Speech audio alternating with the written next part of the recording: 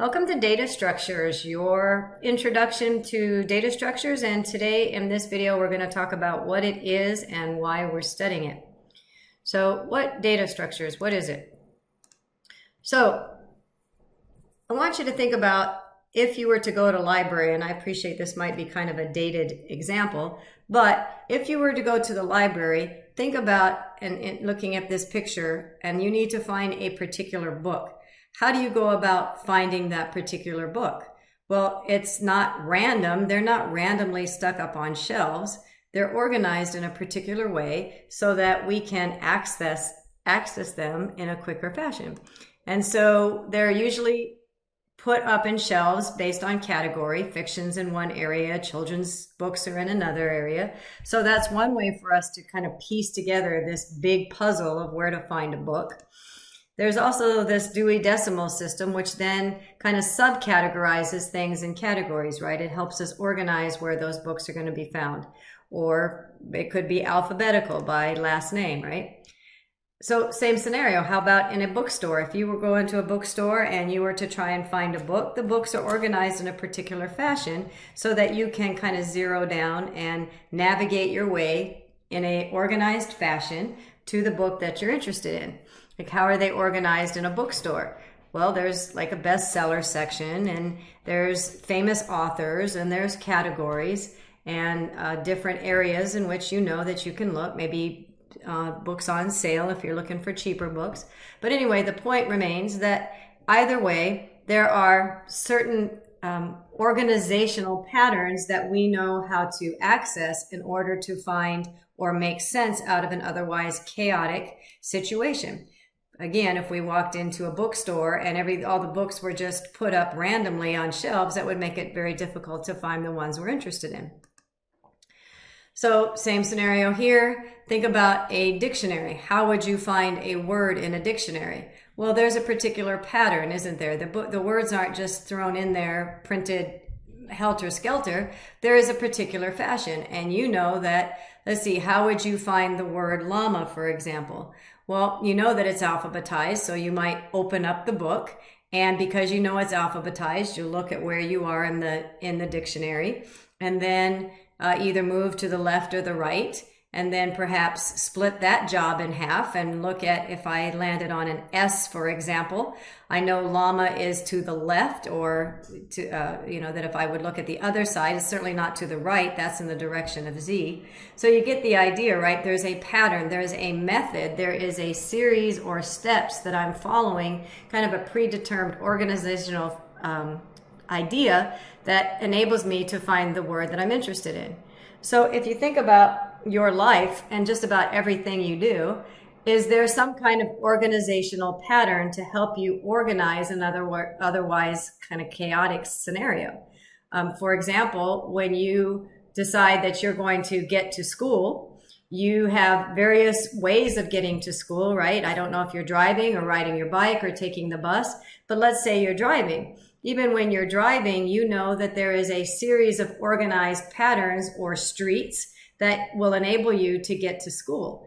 And so you choose the direction, the streets. I'm going to go up this street, I'm going to turn left on that street, and then right on this street, and then I'm going to be at school. So again, everything in our life is organized in such a way to help us navigate through an otherwise chaotic scenario. So organizing is important to help us manage things quickly. It helps us get to what we want to do or to whatever we need to obtain. So data structures is the same concept. We are organizing data in our computer so that we can use it efficiently. And what's important to remember in this class is you're going to learn lots of different types of data structures. And they're all different, and they all can accomplish the same thing. But the situation is going to be that you will, by learning different data structures, be able to pick and choose the ones that are best for the solution that you're trying to solve. Every data structure has its pros and cons. It has its strengths and weaknesses. And so that's why this bullet point says that data structures, learning this is a skill, not a technique. Being able to apply the data structure that you need, or the organizational pattern that you need to solve the problem, is really you making designer choices and deciding between the trade-offs of what you think is going to be the best situation for the problem you have at hand. So that's an overall idea of what we're going to be doing. So I want you to think about this particular, here's a challenge. Find the bigger number. So we have this series of numbers, and I'm going to be quiet for a second and let you ascertain the answer. And so I'm guessing pretty quickly you've already come up with the number 9. And I want you to think about in your own mind how you came across that number. You might not even be aware of the steps that you did because your brain is very fast at pulling this out. But there was some kind of organizational pattern in your mind that enabled you to find that 9. How did you come up with that? So I said the question before the answer before the question. Anyway, so what we have to do with a computer has to be provided specific steps, and we call this an algorithm, and specific steps that are repeatable. So if I need to write a program to solve a solution, I need to come up with an algorithm that would enable me to come up with the same solution every time.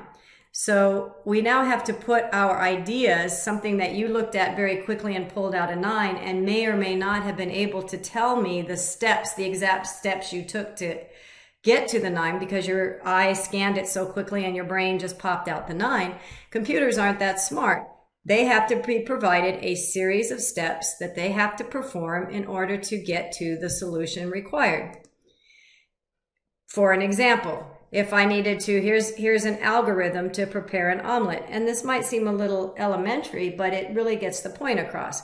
If I were to prepare an omelet, I have to put together an algorithm of steps that I need to do in order to make an omelet every time. Now, granted, you might have left it on the oven longer than the last time or whatever, but the point is that this is a repeatable series of steps which enable you to make that you can follow to make an omelet. So that's what an algorithm is.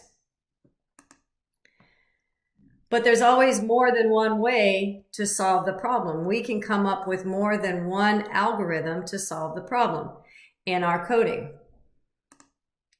So let me give you this idea.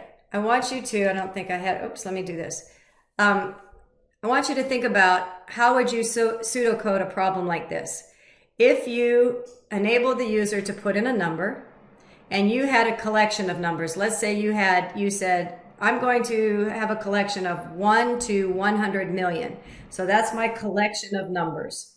And I'm going to store those numbers somewhere in a data structure, in some kind of structure that's going to hold numbers 1 through 100 million.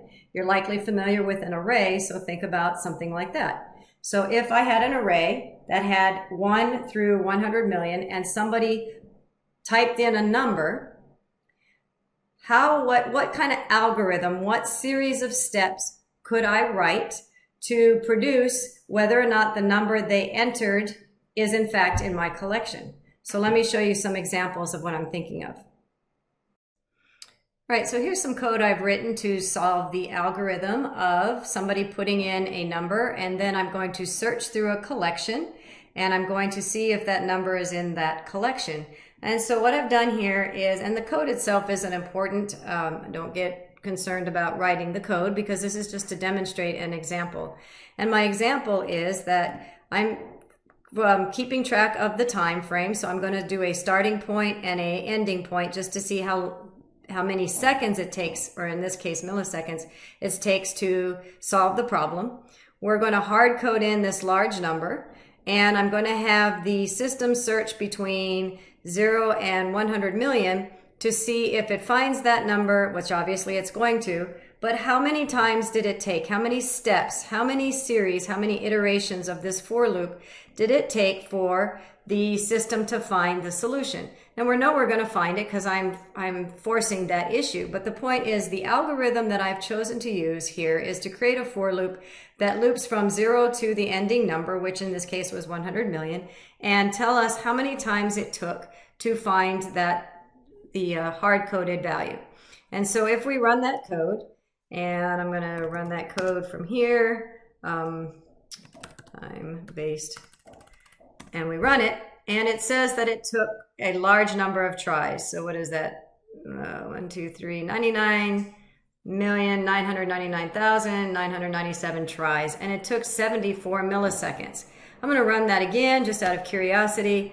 This time, same amount of tries, but it took less time. So this is something that's going to come up next week, is the fact that same algorithm is taking up different milliseconds times, but it is generating the same number of tries. So it's taking a large number of steps for the process to find our solution.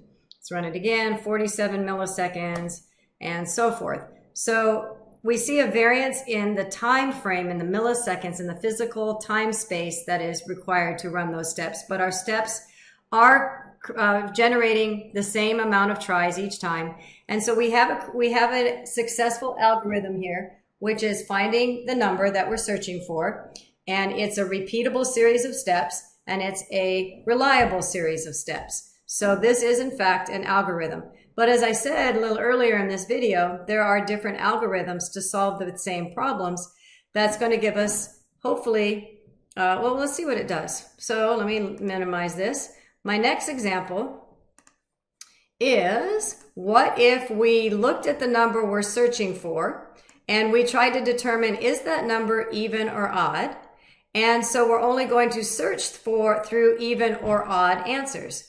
So I'm breaking my iterations down, meaning that the number of steps that the computer is going to have to take to find the same result is, in fact, it is going to find that number, but it's going to take less steps because I'm halving the problem, right?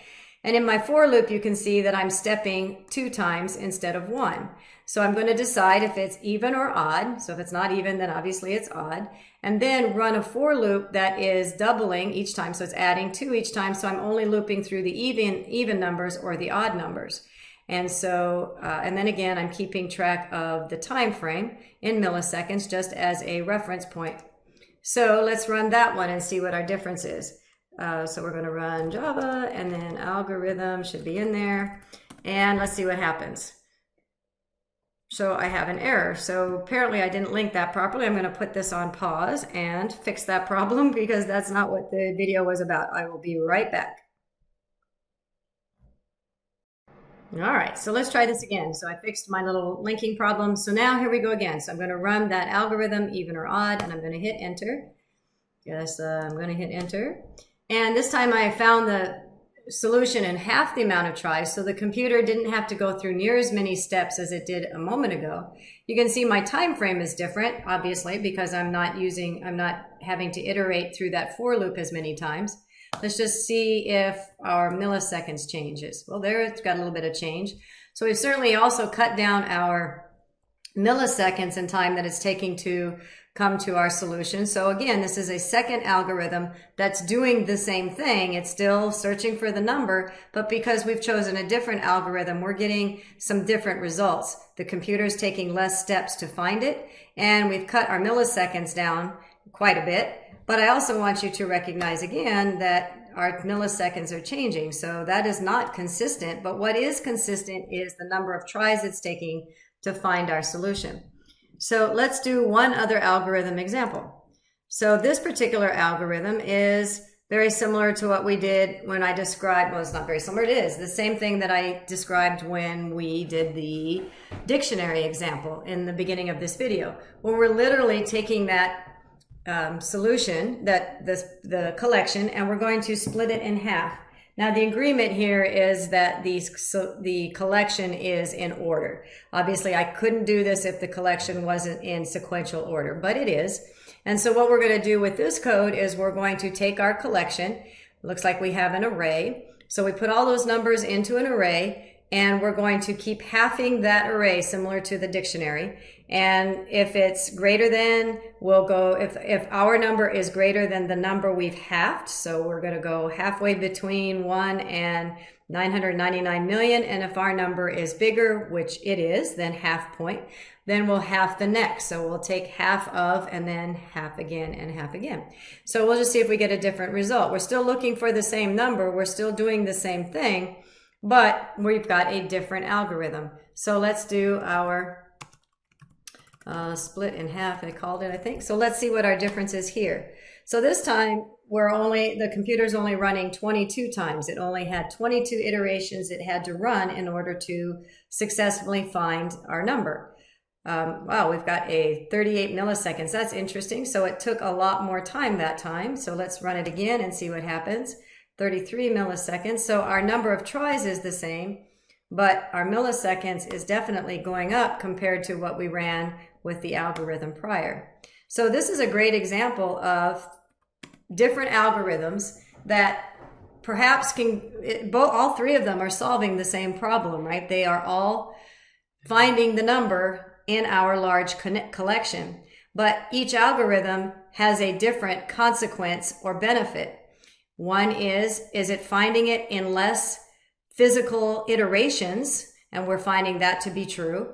And is there a trade-off? And is our timestamp, like our actual milliseconds, we can see it's varying, and is that consistent? And is that a good resource to decide whether or not our code is efficient? And I would say that our code isn't necessarily efficient if we base it on our milliseconds. And we'll delve into that a little bit more in our next chapter. But in this particular example, what I'm wanting you to get out of this week is data structures then is a way for us to organize our data in such a way that we can do it. We're going to try to map out a way to find a solution in a quick and efficient manner.